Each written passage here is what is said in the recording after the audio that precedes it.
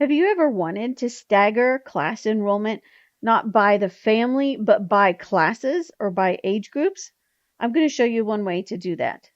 I am currently logged in as a family that has children of all ages, but the co-op wants to stagger enrollment and have high schoolers enroll first, and then middle schoolers a week later, and then elementary schoolers a week after that. But this family has kids of all ages.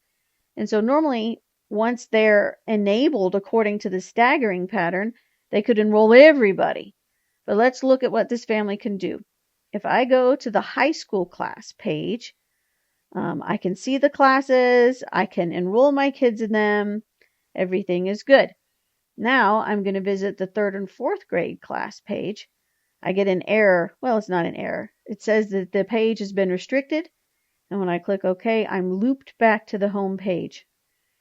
And so the way to accomplish this is to combine family sections with custom matrix pages. And then those custom matrix pages are limited by section. Let me show you real quick. Here we have my custom matrix pages for those two grade groups. If I click on the high school class, you can see that this one is limited by section to families with high schoolers.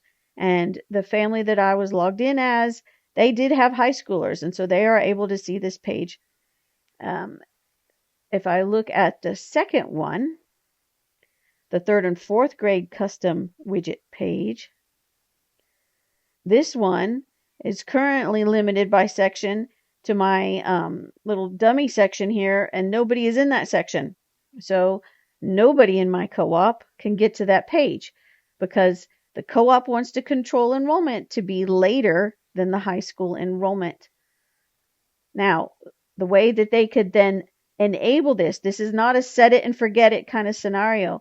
The admin will need to come in here, edit this 3rd and 4th grade class on the day that they want the progression of enrollment to allow people to enroll in this one, and switch this to families with middle schoolers or elementary schoolers, and then save.